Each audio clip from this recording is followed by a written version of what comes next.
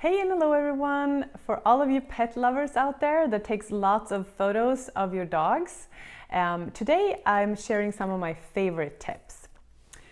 This is Zoe, and when we first adopted her, I made sure to quickly train her that the camera is a good thing. I kind of screwed up with my first dog, Chantel, and she doesn't like the camera as much.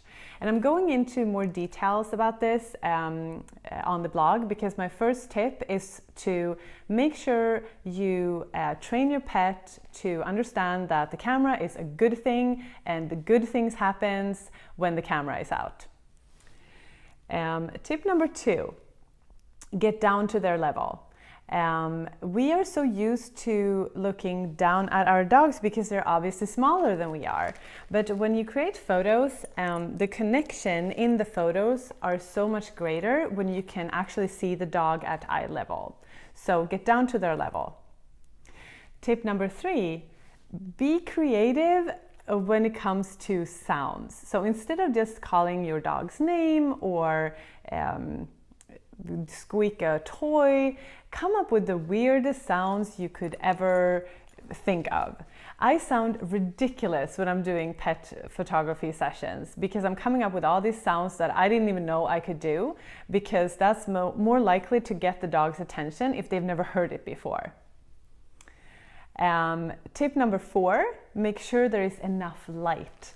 Light is everything in photography. So if you're indoors, be close to a window, preferably with not direct sunlight, because that's going to be very harsh, but indirect sunlight, a cloudy sky, or when the sun is around the building and you still have a lot of light coming in, that's the best option.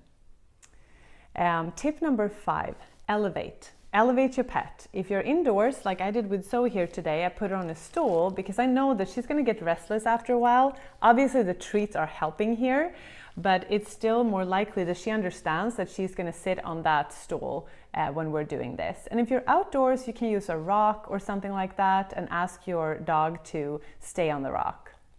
So I hope that those tips helped. And as I mentioned on the blog, I'm going more into detail about all these things. So if you're interested, check it out at HelenThompsonPhotographyPets.com, HelenThompsonPhotographyPets.com, and go to the blog section. What do you think, Zoe? Did we do good? Can I get a high five? Yes. Wow, you could do better. Do high five. There you go. Anyway, thank you for today, and until next week, have a great one.